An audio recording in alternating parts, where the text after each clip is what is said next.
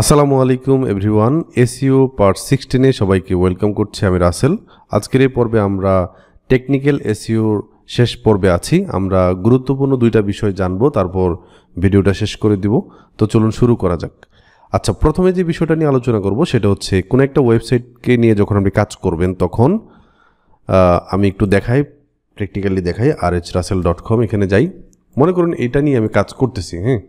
তো টেকনিক্যাল পার্টে একটা যখন আপনি অডিট করবেন তখন আপনার হাতে ধরা পড়বে, অথবা যেটা করবেন সেটা হচ্ছে যে আপনি ড্যাশবোর্ডে যাবেন। ড্যাশবোর্ডে যাওয়ার পর এখান থেকে মিডিয়া নামে একটা অপশন আছে, মিডিয়াতে ক্লিক করবেন। আমার এই ওয়েবসাইটে অনেকগুলো ছবি আছে, তাই না? আমি একটু দেখাই। স্টুডেন্ট সাকসেসের ভিতরে অনেকগুলো ছবি আছে, তারপর হচ্ছে অ্যাডমিশনের এখানে একটা ছবি আছে, তারপর ব্লগের এখানে অনেকগুলো ছবি আছে। তো প্রত্যেকটা ইমেজের অল্টারনেটিভ টেক্সট আছে কিনা এটা দেখে নিতে হবে। তো একটা একটা করে মনে করুন আমি এখানে মিডিয়াতে আসলাম। তো এখানে মনে করুন এই ছবিটা আমি ওপেন করছি, অ্যাটাচমেন্ট ডিটেল। তো এখানে যতগুলা ফাইল থাকবে আমি এখান থেকে আবারও ক্রস করি। এখানে অনেকগুলো ছবি আছে, তাই না? তো এখন মনে করুন এই যে ছবিটা আছে, এই ছবিতে যখন ক্লিক করবেন তখন ডান পাশে দেখবেন অল্টারনেটিভ টেক্সট নামে একটা অপশন আছে। তো প্রত্যেকটা ছবির একটা নাম থাকে, যেমন এটা আরএসটেক লোগো, তাই না? তো আমি এখানে লিখবো হচ্ছে আরএসটেক লোগো। পরবর্তী যে ইমেজগুলো আছে ওইগুলোতে যাওয়া লাগবে। তো এইভাবে প্রত্যেকটার আমরা অল্টারনেটিভ টেক্সট দিব। এটা হচ্ছে প্রথম কাজ। যখনই কোনো একটা ক্লায়েন্টের ওয়েবসাইটকে হাতে নেবেন অথবা আপনার ওয়েবসাইটে কাজ করবেন, সো এই বিষয়টা প্রথমে ফিক্স করতে হবে। আচ্ছা, পরবর্তী বিষয় সেটা হচ্ছে যে আমি এই ওয়েবসাইটের একটা অডিট করে নিই।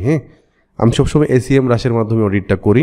তো আমি আমার ডোমেইন নেমটা কপি করে নিই এখান থেকে। দেন হচ্ছে এসইএম রাশের এইখান থেকে এই যে দেখেন on page and tag SEO, এখান থেকে আমরা সাইট অডিট নামে একটা অপশন আছে, এখানে ক্লিক করব। দেন হচ্ছে আমাদেরকে এখানে এই যে দেখেন আমি অলরেডি 31 মিনিট আগে একটা অডিট করেছিলাম। তো এটা কিভাবে করতে হয় আবারও দেখাই। অ্যাড নিউতে ক্লিক করি। দেন হচ্ছে প্রজেক্টের ডোমেইনটা এখানে দিব। দেন হচ্ছে প্রজেক্টের নামটা দিব। মনে করুন আমি এখান থেকে রাসেল অথবা শুধু রাসেল দিয়ে ক্রিয়েট প্রজেক্টে ক্লিক করি। দেন হচ্ছে এখান থেকে আমরা স্টার্ট সাইট অডিট নামে একটা অপশন পাবো নিচে, এখানে ক্লিক করব। আচ্ছা, ক্লিক করার পর আমরা এখন যেটা করব, একটু ওয়েট করতে হবে আমাদেরকে। একটু সময় নেই, 5-10 মিনিট সময় নিতে পারে। তো এখানে দেখেন ক্রলড হচ্ছে, অলরেডি 5টা পেজ হয়ে গেছে 100টার ভিতরে। তো এইভাবে ক্রল হবে। তো যেহেতু আমার অলরেডি একটা অডিট করা আছে 32 মিনিট আগে, সো এখানে আমরা ক্লিক করব। এটা শেষ হওয়ার পর এরকম দেখাবে। সো আমি এখানে ক্লিক করব। ক্লিক করার পর এখন যে বিষয়টা আমাদেরকে দেখতে হবে, ইস্যুস নামে একটা অপশন আছে, ওভারভিউ। ইস্যুসে যাব। দেন হচ্ছে ওয়ার্নিংস 6, এখানে যাব।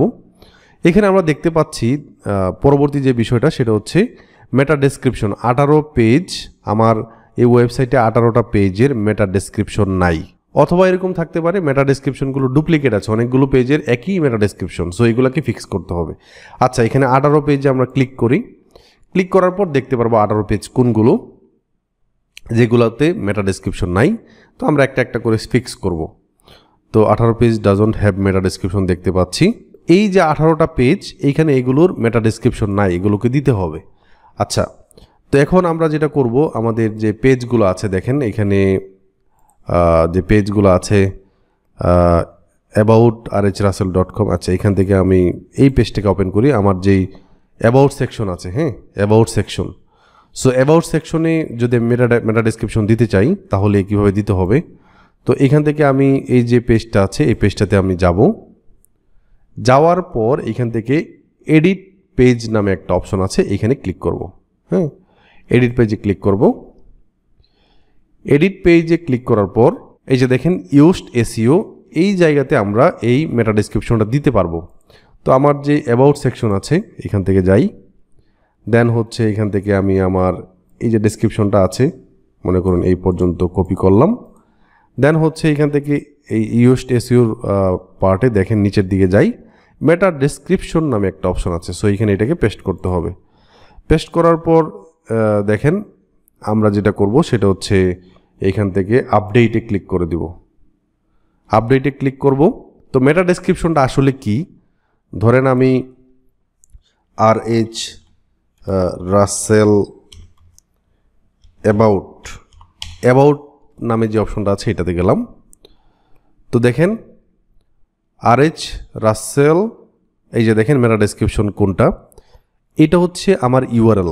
হ্যাঁ, এই পেজের ইউআরএল হচ্ছে এইটা rhrussell.com/about us rhrussell। এটা হচ্ছে আপনার যেই টাইটেলটা আছে ওইটা, এটা হচ্ছে মেটা টাইটেল বলা হয়, আর এটা হচ্ছে মেটার ডেসক্রিপশন। যে ডেসক্রিপশনটা এখানে দেখাবে ওটা হচ্ছে মেটার ডেসক্রিপশন। আমি এখানে একটা সার্চ করি SEO টুলস লিখে আমি সার্চ করব। SEO টুলস লিখে সার্চ করার পর প্রথম যে লিঙ্কটা আসছে এটা দিয়ে আমি বোঝাই। তো প্রথমে যে লিঙ্কটা আছে এটাকে স্বভাবতই লিঙ্ক বলা হয়, পরেরটাকে বলা হয় টাইটেল, এবং SEOর ভাষায় এটাকে বলা হয় মেটা টাইটেল, এবং নিচে যে ডেসক্রিপশনটা আছে এটাকে SEOর ভাষায় বলা হয় মেটা ডেসক্রিপশন। এটা মূলত একটা ডেসক্রিপশন, এই টাইটেলের আন্ডারে এটা একটা ডেসক্রিপশন এবং এই লিঙ্কের আন্ডারে, ঠিক আছে। তো আমাদের এই যে ওয়েবসাইটটা আছে এই ওয়েবসাইটে মূলত 18টা পেজ এরকম আছে যাদের এরকম মেটা ডেসক্রিপশন নাই, ঠিক আছে। সো যেটা করতে হবে এইভাবে প্রত্যেকটা পেজে যেতে হবে, প্রত্যেকটা পেজে যাওয়ার পর আমাদেরকে এইভাবে এই যে দেখেন SEOর আন্ডারে যে SEO অপশনটা আছে এখান থেকে এইখানে মেটা ডেসক্রিপশনটা দিয়ে দিতে হবে। এটা অনেক সাইট ইউজড SEOর বদলা অন্য কোনো টুল ব্যবহার করতে পারে, এটা কোনো ম্যাটার না।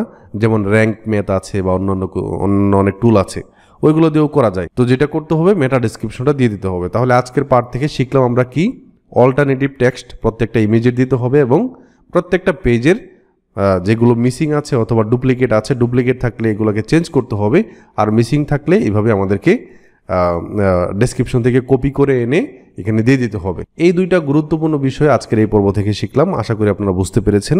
সবাইকে SEOর আগামী পর্ব দেখার জন্য আমন্ত্রণ জানিয়ে আজকের পর্বটি শেষ করছি। আসসালামু আলাইকুম।